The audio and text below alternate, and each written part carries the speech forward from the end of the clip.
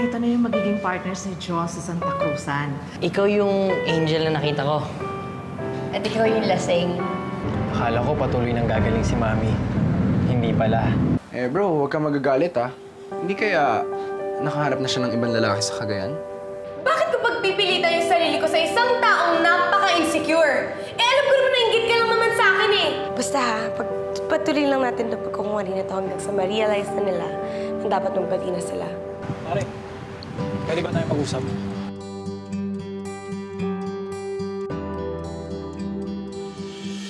Ayoko kasing madama yung mga babae sa away natin eh. Gulo natin to, dapat tayo tumapos nito. Alam mo, Ian, tama ka eh. Pasensya mo na ako nakarang araw ah. Nakainom kasi ako kaya kung anong ginagawa ko. Alam mo, pare, pasensya din. Dahil sa kadaldalan ko, napikon pa kita. Hindi, pare, ako may kasalanan eh. Ako'y nakainom. Ha? Hindi, pare. Ako ang may kasalanan. Oops. Ako yung nagsimula. Hindi ako nga eh. Tama na yan. Okay? Baka yung pagbabati yung pag-aawayan yung pandalawa eh. Hindi na. Okay na kayo ah. Oh. Pare.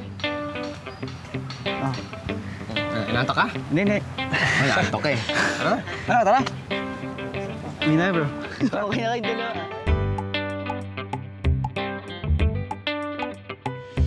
Ano yan? Twitter? Wala bang internet sa inyo? Hindi, meron naman. Pero pang games ko lang kasi. Hindi ako nagaganyan. Para na siyang Facebook, pero puro status messages ilalagay mo. Like, what's your mood? Anong ginagawa mo? Or anything you want to share? Tingnan mo to. With Angel and Josh at Santa Cruzan Rehearsal. HOH. Hot as hell. Lucy, Angel, meron tayong konting problema eh. Nag-back out kasi yung dapat na Reyna Elena natin. Wala nang oras to find a new one. Kaya sinuggest ko na lang na paghiwalayan kayong dalawa. Lucy, ikaw na yung magiging Reyna Elena natin. I'm fine with it. I'd love to be Reyna Elena. Salamat. Josh! Nakasama mo ba si Belinda? Hindi. Bakit? Iho, ikaw ba si Jacob? Yes po, bakit po? Oh, ayan. Ito nga pala si Lucy. Siya yung magiging Reyna Elena natin. Lucy, siya yung magiging escort mo sa Santa Cruzan. Hi, Boy Toy. Hello.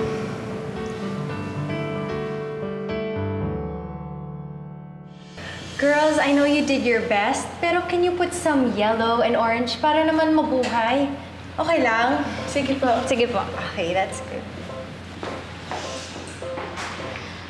Denise, ano pa bang kulang natin? Ginawa na nga natin lahat eh. Pero ang gulo-gulo pa rin. Akala ko pa naman effective na yung pag-aaway natin. Di pa rin pala. Gusto na nga ako ng mga ideas para pagbatiin yung dalawang yun eh. Yung pangit naman kasi talaga na ginawa ko eh! Hoy, ba't ka nanunuyak? Bakit ka nanunuyak? Girls, stop that! Huwag mo nga ako awatin! Bakit kayo ni Chris nag-aaway kayo? Teka lang, ba't magkasama kayong dalawa? Don't tell me. Sis, effective yung pag-aaway natin, pati na sila!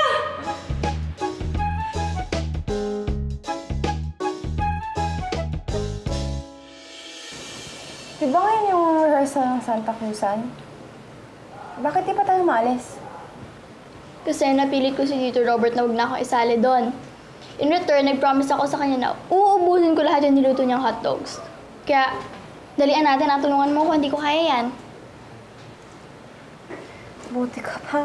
Ang dali lang ang solusyon ng mga problema mo. May problem ka ba? What's wrong? Kanina lang ang saya-saya mo tapos parang bigla ka nawalan ng gana.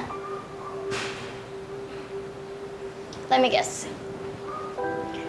Si Aris ba? Bakit? Ano nangyari? Nag-away ba kayo? Hindi pa ba siya nag-text? Kung sinabi ko sa'yo, mapapromise mo ba na di mo ipagkakalat? Promise. Pinky swear. Thank you, sir.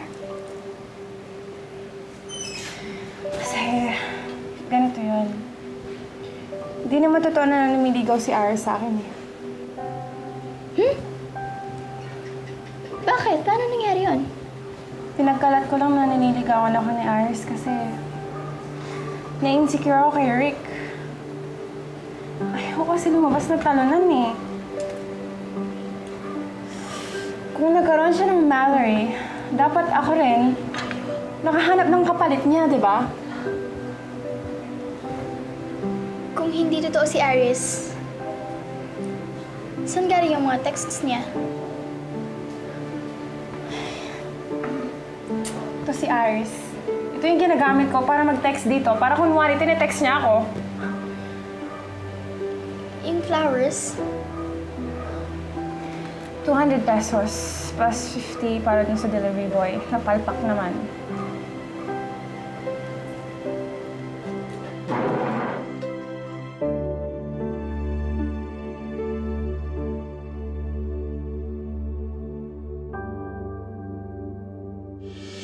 Kala ko pa naman sincere yung pagsasorry mo sa akin. Yung pala nag-aantay ka na naman ng opportunity para personalin na naman ako. Grabe ha! Ako pa yung pinapalabas mong masama ngayon. Eh, ikaw nga itong nagbabait-baitan eh. Ha, Hindi, sa sabi- rin pala yung kulo mo! Sabing tama na eh! Tama na! Ano ba? Bati na nga kami ni Chris eh! Tama na! Bitawan mo nga ako, Ian! Ba? Chris! Huwag na sige mag-away! Wala naman na Ano nangyayari dito? Yung dalawa to nag-aaway. Nung una sila nag-partner para pagbatiin kami ni Ian. Tapos ngayon sila to nagsasabong. Totoo ba to, Aya? Eunice? Akala ko ba nasettle niyo yung gulo niyo? Hindi. Mukhang may issue pa rin sila sa isa't isa. Kanina pa yung dalawang yan, ayaw magpaawat eh. Ay, tumigil. Tama na kasi. Alam niyo guys, sa tingin ko kami na lang talaga mga girls na makakaayos itong gulong to eh. So I suggest, na you let us settle this situation na lang. Kami na lang muna kakausap dyan kayo ni Shaka kay Aya. Baka magkasakitan yung mga to. Ano ba? Hindi namin hayaang mangyari yun. Paano? Kayong bahala. Sige. Ayusin yan.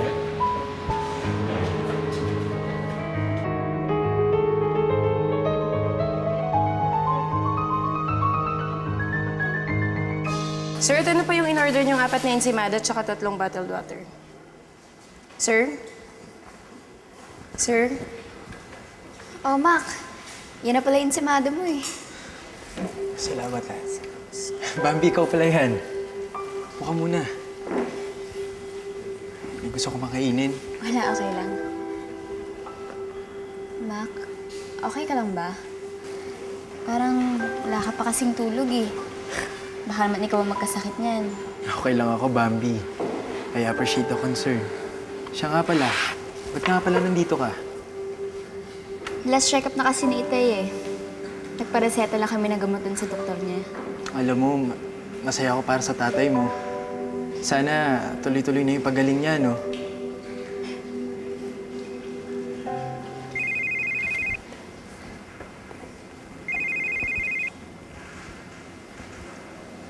Hello, Ma. Pabalik na ho ako. Pumili lang po ako ng merienda para sa inyo. Tsaka, nakita ko dito si Bambi sa kantin eh.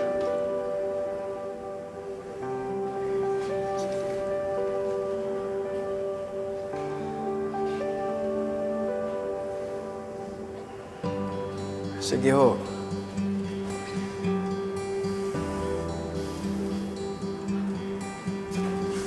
Mac, kahit hindi ko narinig ang sinabi ng mama mo, alam kong hindi siya masaya na magkasama tayo. Pasensya ka na, Bambi, ah. Kasi kahapon pa may sumpong tong si Mama eh. Hindi, okay lang. Walang kaso sa akin yun, no? Ikaw ang inaalala ko. Kasi alam ko nahihirapan ka na sa pag-aalaga sa mama mo eh.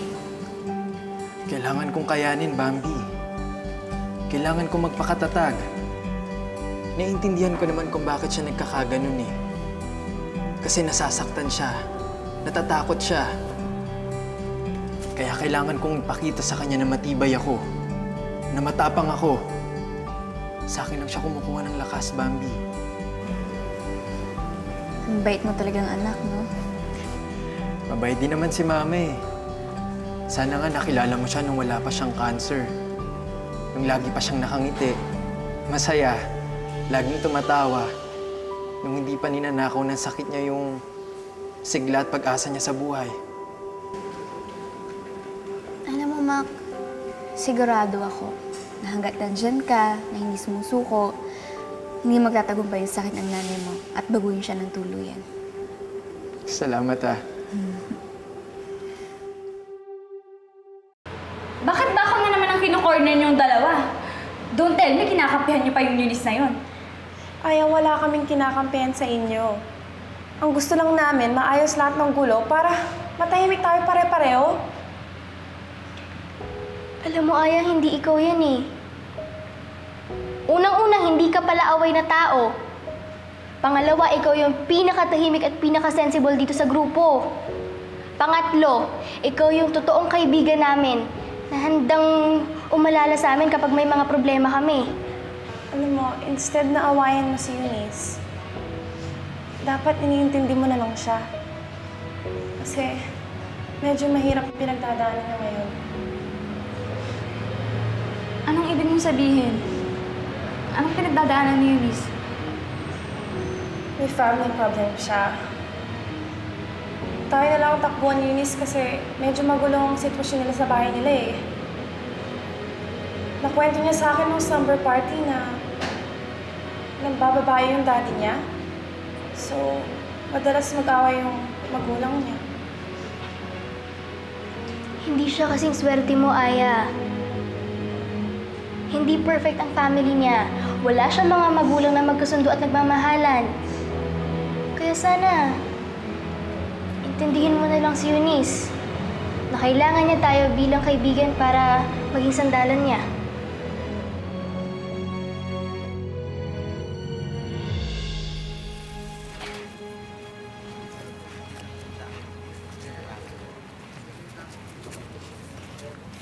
Hanggang dyan ka na lang. Bakit tulak mo na naman ako? Don't worry, Eunice. Hindi ako nagpunta dito para makipag-away sa'yo. Well, don't expect any apologies from me. Magsasorry lang akong mauna kang mag-sorry.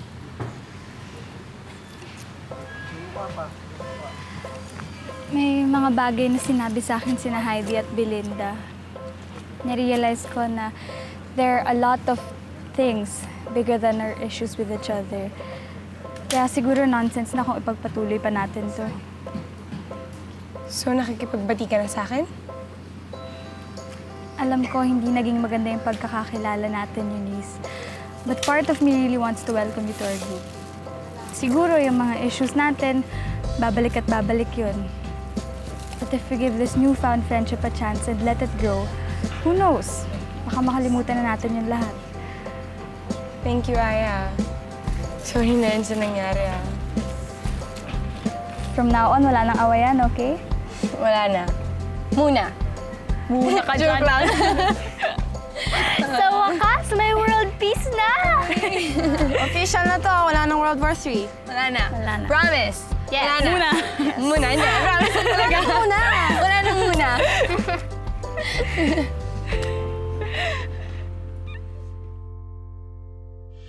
Hi, Bambi. Gusto kong malaman mo na lagi kitang iniisip. At hindi ko pa rin nakakalimutan yung promise ko sa'yo. Hihintayin kita. Cheesy. Corn. Huwag mo nang itago yan. Kanina ko pa napapansin, yung pagkitiks ang inaatupag mo, imbis na tumulong sa paggawa ng mga arko. Pwede ba huwag mo sabihin kay Miss Edna? Kasi susumbong ko kay ate nun eh. Huwag ka mag-alala. Kakampi mo ako. Teka nga, sino ba kasi yung tinitext mo? Parang seryosong-seryoso ka habang nagko-compose ng message. Wala, kaibigan ko lang. Namimiss ko na kasi. Babae? Friend lang ba talaga? Andito lang pala kayong dalawa eh. Kanina ko pa kaya kayo hinahanap. Josh, nakita mo ba si Jacob? Hindi. Siguro nandiyan lang sa tabi-tabi yun. Bakit? May kailangan ka? Well, since siya ang magiging escort ko, I just wanna get to know him better. Hindi pa kasi kami nagbabanding eh. Siyempre, kapag pinanood kami ng mga tao, dapat makita nila may chemistry kami, di ba? At dapat makita nilang sweet kami sa isa't isa at bagay na bagay kami. Lucy, medyo magkakaproblema tayo dyan. Kasi may pinuporma na si Jacob na iba. Pinupormahan pa lang pala eh. So, technically speaking, hindi pa taken si Jacob. Jacob can still look at other options, diba? So, confident ako na mas magugustuhan ako ni Jacob. After all, everybody loves Lucy.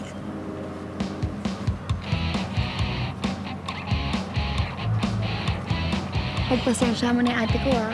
Character talaga yun.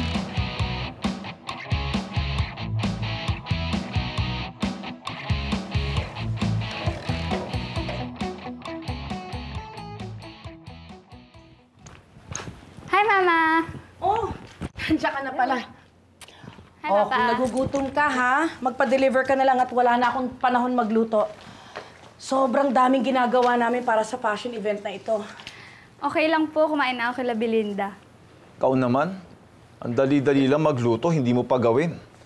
Nasasanay anak natin nakikikain sa labas, oh. Sa kaibigan, oh. Baka mamaya kala pinababayaan natin. Gwabitsuway, chong higitay, chi. Patong-patong na nga mga responsibilidad ko eh. Paano naman kasi? Napakalakas ng loob mong magpresenta na kaya natin itong fashion event na ito. Tayo tuloy nahihirapan. Kabadi ay din! Oo na, ginusto ko na. Kaya nga hindi ba nagpapakandakuba na ako ng hindi pumalpakto at mapahiya ka?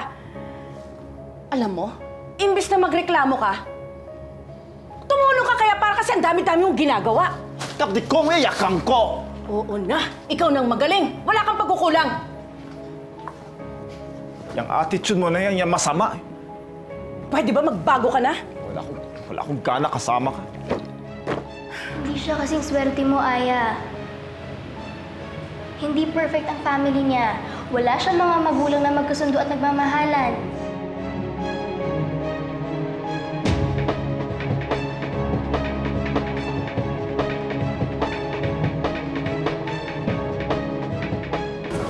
Ano ba, Rick? Nakapikon ka na. Busy nga ako eh. Ano ba, makangamusta lang naman ako? Eh, wala pa ba dumadating na delivery galing dyan sa secret admirer mo? Kaya mo kung na... Di siya secret admirer. At lalong di siya mokong. May pangalan siya at pangalan niya Aris, okay? Kaya pwede ba, Rick, kung naiinggit ka or nagsaselos, problema mo na yun. Just leave me and Aris alone. Hindi ako nainggit. Kasi bulok yung style niya ng panliligaw. Alam mo, dapat ang panliligaw, personal yan eh. Hindi dapat long distance. Eh, malay mo, puro text niya sa'yo pero may iba pala siya nililigawan. Hindi nga siya ganon. Alam mo, tumawag nga siya kanina eh. Sabi niya na pupuntahan niya ako mamaya. Nag-promise siya. Talaga? Cute. I can't wait na nga na ma-meet mo siya kasi makikita mo na si Aris will go beyond your expectations.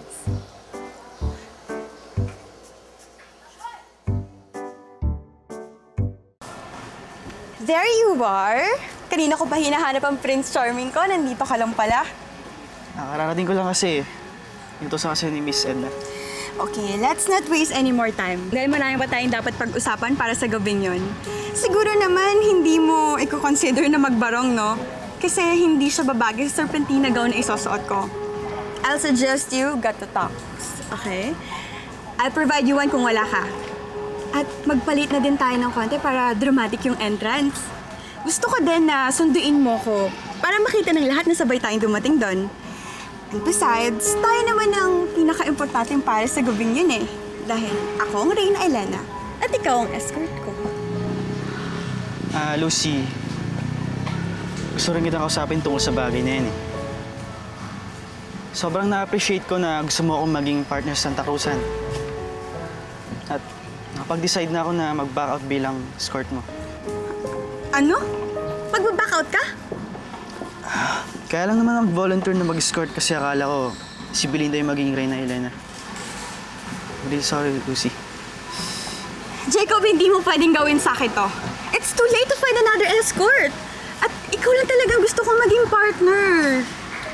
Lucy, pasensya ka na. Nakapag-desisyon na kasi ako eh. Sorry.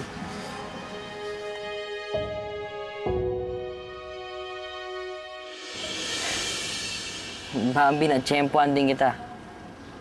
Sinusubukan kitang tawagan nung nakaraang araw kaya lang hindi ka naman sumasagot. Nareceive mo yung mga text ko tsaka tawag ko?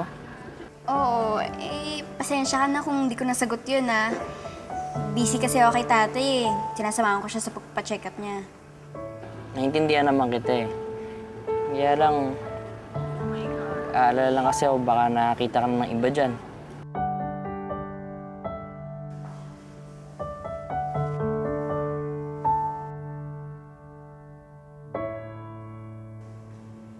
Wala, no? Ikaw talaga, mga pinag-iisip mo. Baka nga ikaw dyan ay pinapormahan ka ng iba, eh.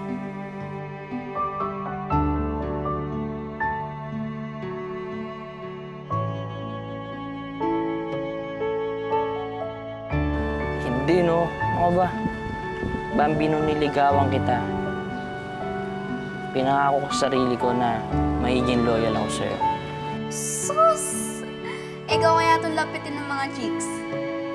Ba't pa ako hahanap ng iba, Bambi? Nakita ko na yung gusto ko. Nag-iisang mahal ko. Ikaw yun, Bambi.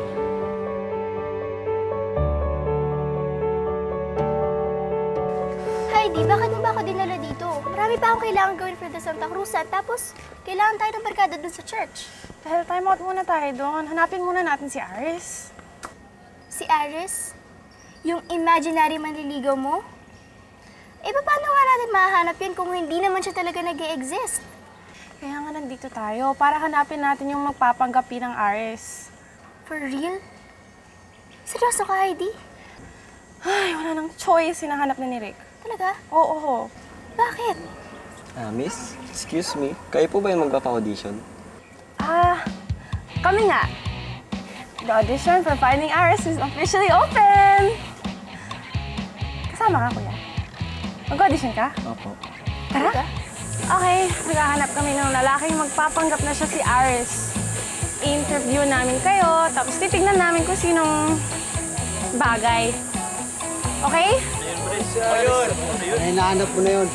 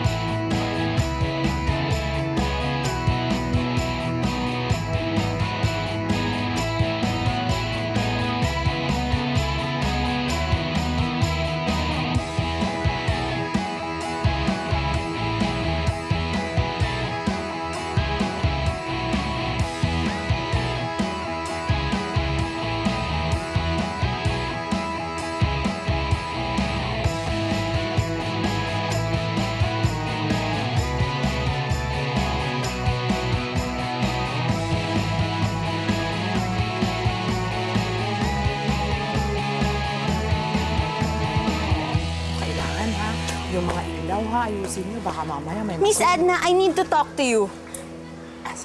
Sige, okay lang. Mamaya ko na kayo kausapin ha. Sige. May malaki tayong problema na maaari mag-spell ng dub sa Santa Cruzang ito. Si Jacob nag-back out na maging escort ko. You have to do something. Kinausap na ako ni Jacob, Lucy. Sinabi na niya sa akin yung desisyon niya. At pinili niya na maging head na lang ng mga youth volunteers. At pumayag naman kayo. May leadership skills si Jacob. Sumusunod sa kanya ang lahat ng mga volunteers. Saka sa tingin ko, mas makakatulong siya sa ganong paraan. At isa pa, hindi ko naman siya pwedeng pilitin kung ayaw niya maging escort. Eh paano naman ako? Sino magiging escort ko? Huwag kang mag-alala. Si Homer ang magiging escort mo. Ew! I-partner ba ako sa hindi kagwapuhan? No way! Yan na kasi ang mga final lineup ng magkakapares. Wala na tayong magagawa doon.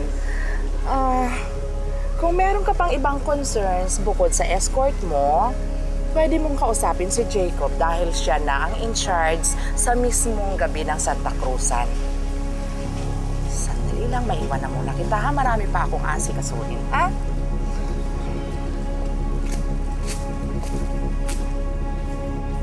Ganun ah. Si Jacob palang in charge. Just one question, girls.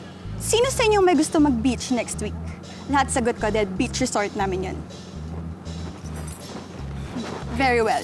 Kung gusto ninyong makasama, simple lang ang dapat ninyong gawin. I-boycott ninyo Santa Cruzan to at huwag kayong sumipot bukas ng gabi. Bakit, Lucy? Ayaw mo ba matuloy ang Santa Cruzan? Oo. Hindi na ako sasagala. So what's the point na matuloy yung event na to kung wala kang Reyna Elena, diba? Sige, sama kami sa'yo. Good. Deal yan ah.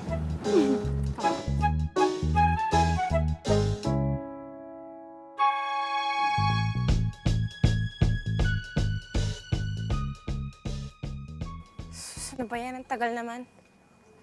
Ngayon pa ako naghihintay dito. 6 na.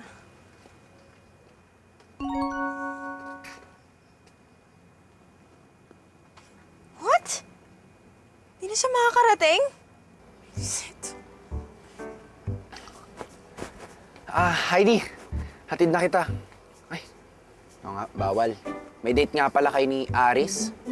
Nag-promise nga pala yung Aris mo na pupunta siya. Asan yung mokong na yun? Please stop calling him names. For your information, parating na si Aris. Alam mo, di talaga interesado yung mokong na yun eh. Alam mo kasi kung talagang gusto ka niya, pupunta agad yun dito. Hindi ka niya papaghintayin. Alam mo, mali ka. Kasi paparating na siya. Ayun na si Aris. Aris! Buti lang dumating ka! Busy mo. Ha? Miss?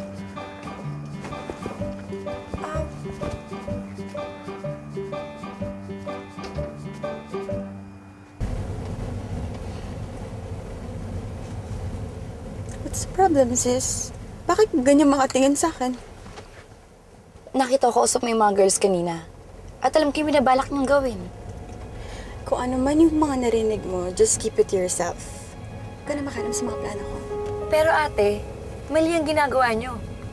Kung nandito lang sila mom and dad sa Pilipinas, hindi nila magugustuhan yung ginagawa mo. Bakit? Tama ba na iwan ako ni Jacob at the last minute?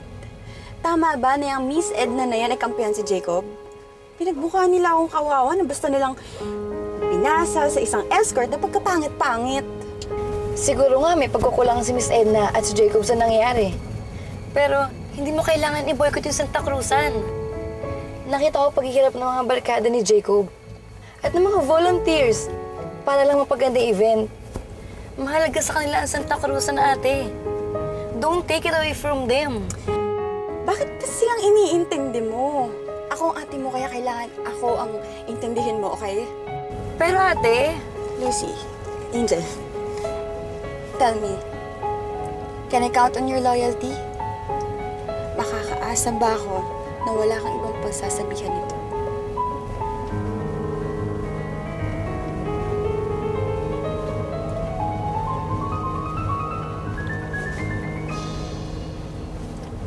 Ito na siya. Ito na si Aris.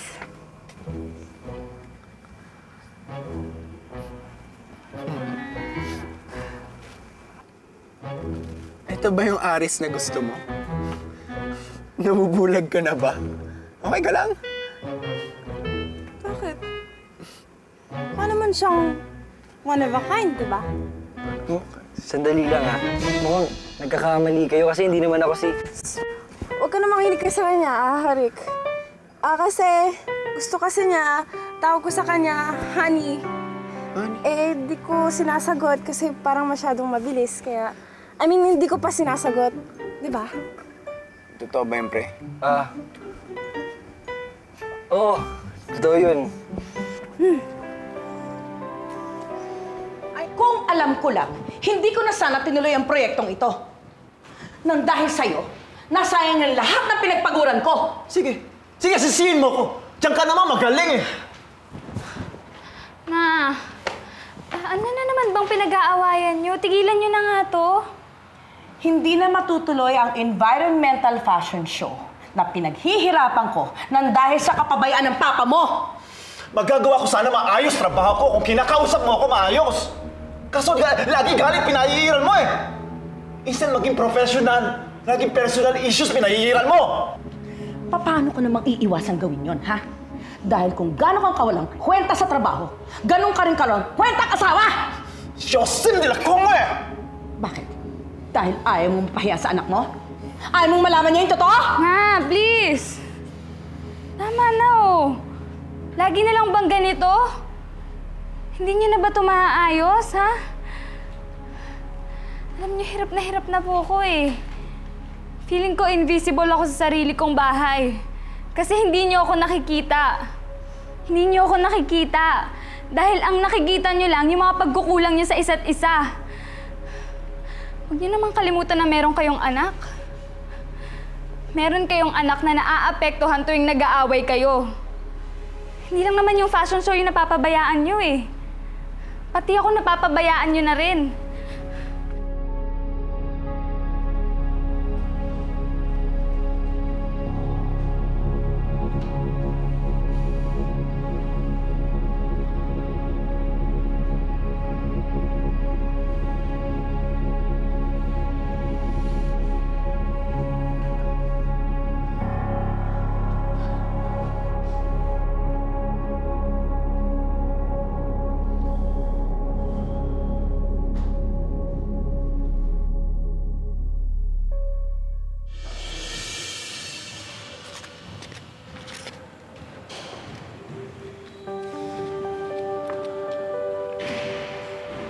Hoy.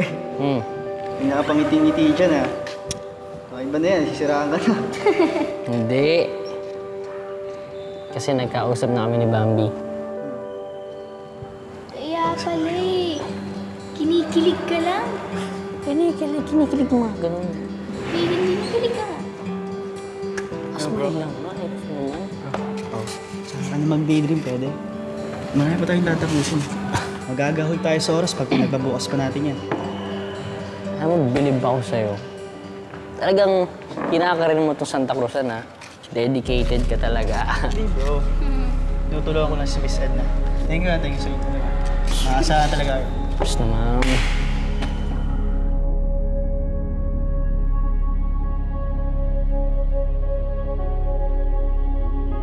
Naku, Iho! Dumating ka na pala. Paano po, auntie? Tamang-tama ang dating mo. Tulungan mo ako sa mga dala ko at uuwi na tayo. Sige po. Paano, Rick? Heidi, mauna na kami, ha? Halika na.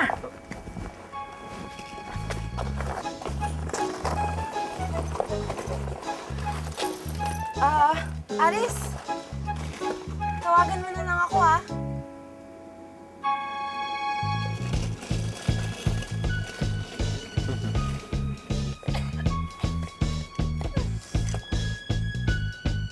Tama, Ricky Boy!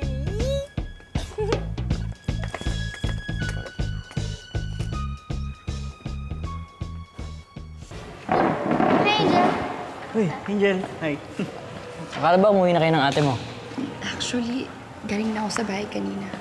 Bumalik lang ako dito dahil may mahalaga akong sasabihin sa'yo. Okay ka lang ba? What's bad? Natatakot ako, Josh.